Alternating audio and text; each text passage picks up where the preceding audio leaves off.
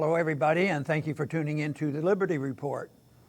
With me today is Daniel McAdams, our co-host. Daniel, good to see you. How are you this morning, Dr. Paul? Doing very well. Good. You know, looking at the news this morning, there's a lot of activity still going on in Iran. Yeah. And there may be some big things, but we've talked a lot about Iran, but I bet you we'll be back. We will be because back. it looks like they're at a point, at a precipitous point where something bad could happen, whether it's planned or not, but there's sure a lot of activity going on there. But we want to talk about another place we talked about and worry about, and it's not nearly as dangerous at this particular moment. That's Venezuela. It's a big deal.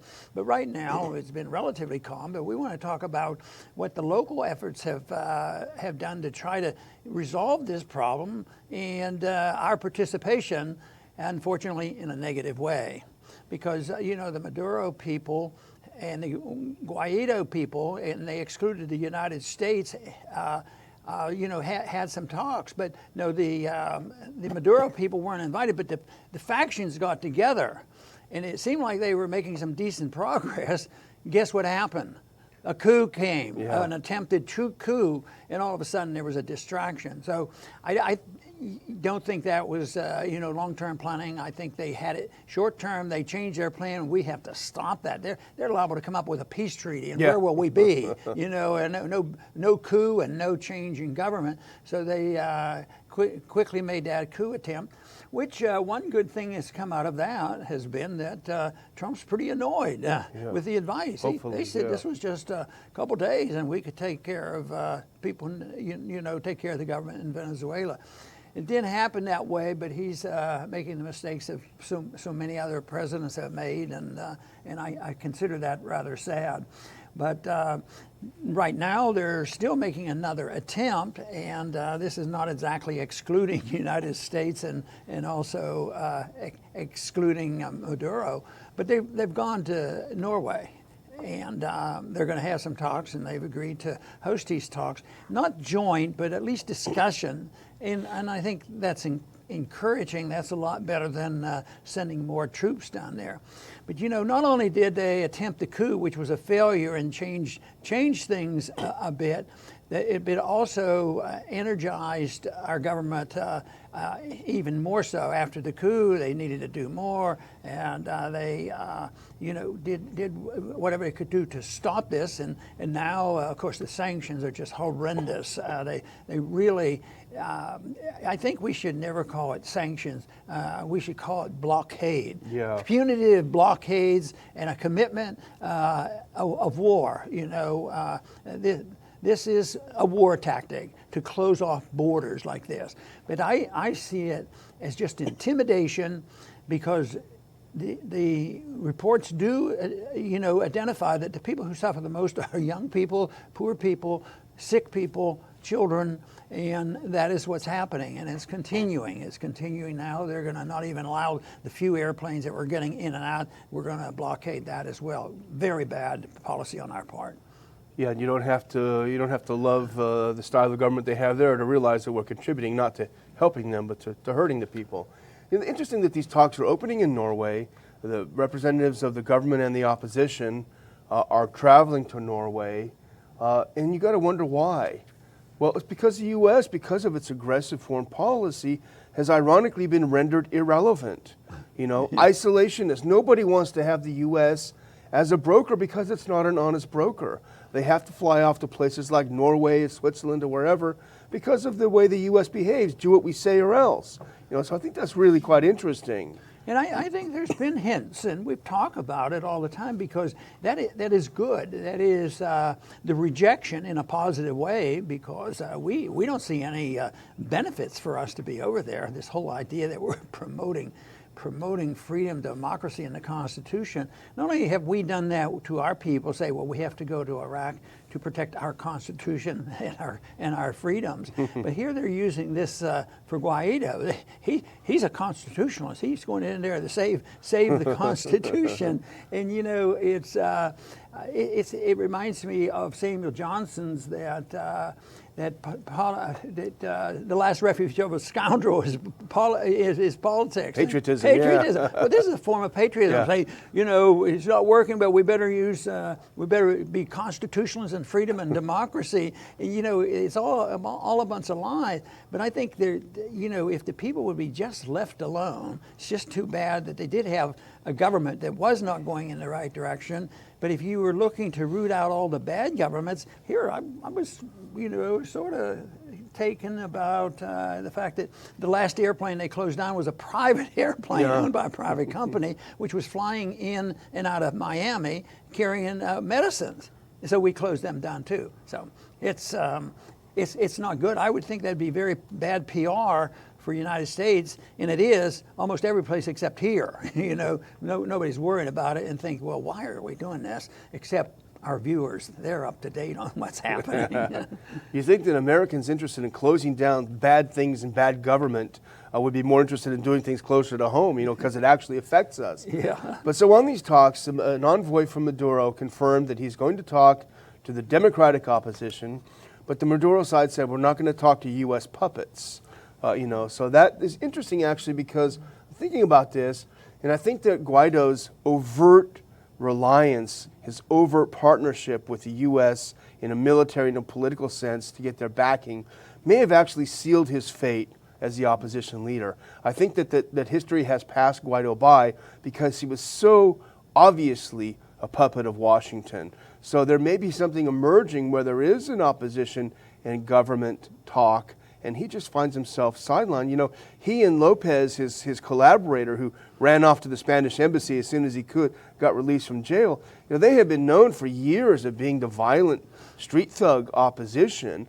And what Maduro's side said is that, there is an opposition, there are opposition parties, but they're not out here in the streets doing the sort of thuggery. Well, we've talked about it before, that this puts the president in a quandary, because he was depending on good advice for Bolton. Now he's very upset, and there's always rumor, boy, he's lost confidence in him. He should. Yeah. And Trump doesn't have a whole lot of options, right now, other than, maybe taking advice from another person parallel and say, well, you have to become more aggressive, and then just tinker around the issue. But they are interventionists, they're authoritarians, they're neocons. They think that we have a moral obligation to bring about a coup. We yell and scream to think that, look at the hysteria was that maybe the Russians were interfering, which was such an exaggeration, and American people and Republicans, even joined in on that for a while until they realized what a mess that was. But we put up with this, and I just think that the American people should realize that that the president needs to change the policy. It's not, you just can't tinker on the edges here. But he's in a dilemma. But I still have my advice written down here. If anybody asks for it, I'll send them my note. Exactly. Tweet it to him.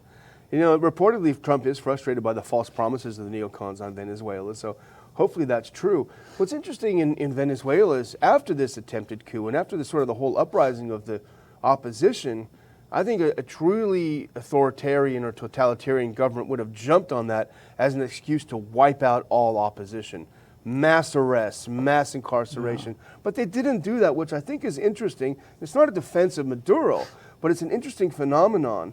Because if you think about what would happen if a foreign-backed U.S. political party had its express goal, the violent overthrow of the U.S. government, there would be some roundups happening. So the fact that that doesn't happen leaves the door open for talks with certain factions. And I think that's that's what Assad had been doing in Syria, that we will talk to our opposition, but we're not going to talk to these Al-Qaeda guys that the U.S. is giving weapons to. Yeah. So it's very interesting.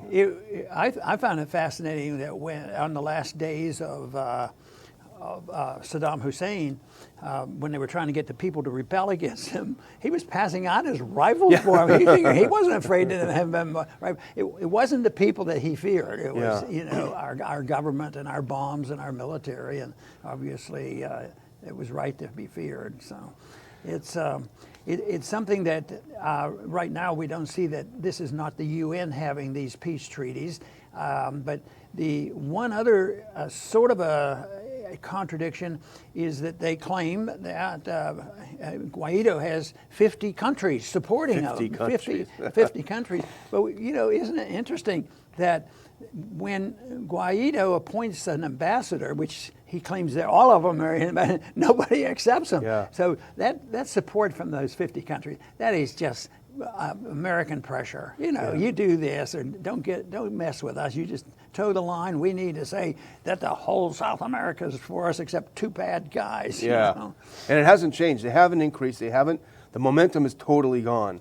But here's a couple of interesting developments. The first one is that on Monday, Guaido formally requested a meeting with Southcom to plan for strategic and operational planning. So the idea is that he's basically one step before formally asking for U.S. military help. And I wonder what that is going to actually result in. As far as I've seen, there's been no Southcom response to this request. They're not jumping up and down saying, now we've got our green light. In fact, the commander of Southcom, Admiral Craig Fuller, he hasn't directly responded, but he tweeted recently, I think last week, that the Southcom is willing to meet with the legitimate Venezuelan government, of course that would mean the opposition in his eyes, to discuss how to support the future role of those Venezuelan military leaders who make the right decision, i.e.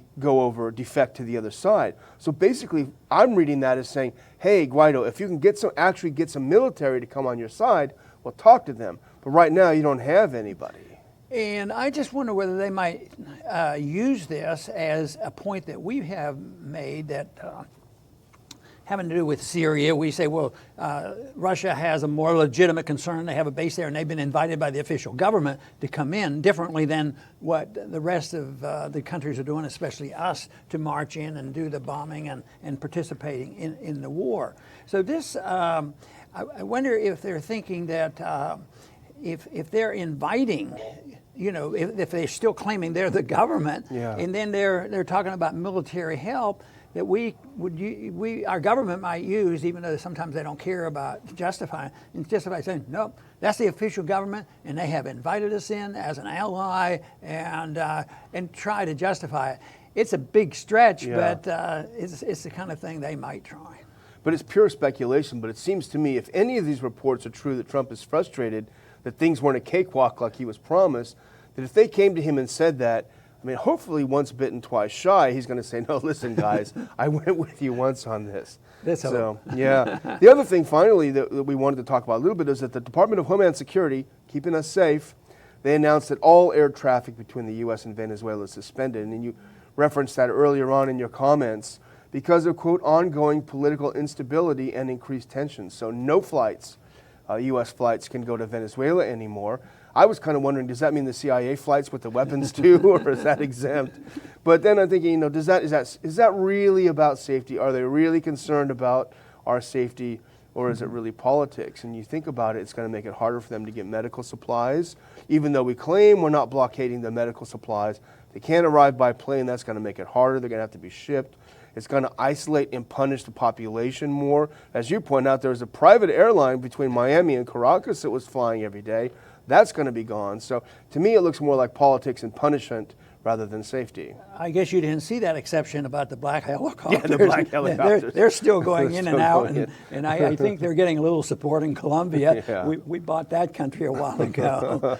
But it is a typical example of us getting involved when we shouldn't get involved, following a policy that we shouldn't have, a policy that in general is supported by both political parties, all the media, and all the so-called leadership in the country and our universities. They never challenge it on principle. They tinker around and try to use it politically and think that we can tinker better and we can drop bombs faster, because how was it any different under Obama?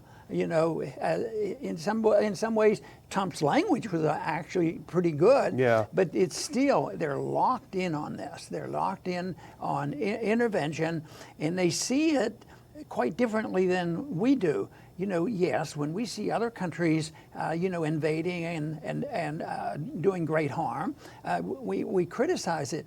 But it seems like when we do it, it's different. We don't even they think about the inconsistency of the coup. You Yeah. know, the coup. They were participating in a coup because they did some Facebooking, and they were going to get rid of Trump. So this isn't. But I think this is sad.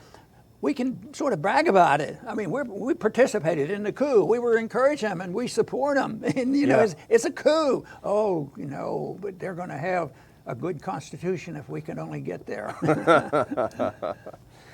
That's true. Well, I'll just close by saying to our viewers, anyone in the Texas area, this is about your last chance to come to our conference. I've been hawking these tickets for a while, but it's going to be a great event.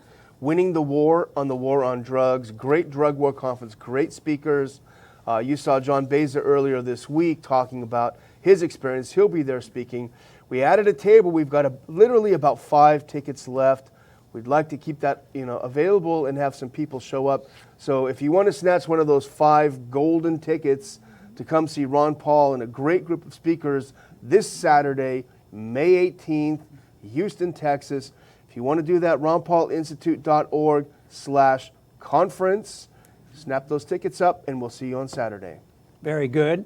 I'd like to close by just sort of summarizing what I've been thinking about dealing with Venezuela. Early on, months ago, if not a year ago, I've always argued the case that we're not going to invade Venezuela. We're not going to put 200,000 troops in. If we tried it, we would lose the war, and Trump is not inclined to do that. But it's still a mess. It's still a problem. It's going to exist, and it's going to get worse. The only other good thing that could possibly come from this is the loss in credibility and the dependency on this type of policy. Daniel has mentioned once again, you know, that we have to have credibility, and we're losing the credibility. But it's credibility to do dumb things and wrong things, and that's good. Where we need credibility is to be the true peacemakers and explain why you can have peace and prosperity by promoting liberty and non-intervention, which means non-violence, and not closing down airlines and punishing the kids and pretending that this is good and helpful because we're spreading our goodness. And I'll tell you what, I think it's still a lot about oil. Oil is a big deal, and they work hard on this, and there is a lot to it, and it's power and control. Venezuela, as far as our leaders, the neocon leaders and those in charge, still think that the American empire is crucial to peace in the world. And I think the opposite. I think we do not need an empire. If we minded our own business, did the right thing, set a good example, promoted liberty, free markets, and sound money, that would be a very good way to promote peace and prosperity. I want to thank everybody for tuning in today to the Liberty Report. Please come back soon.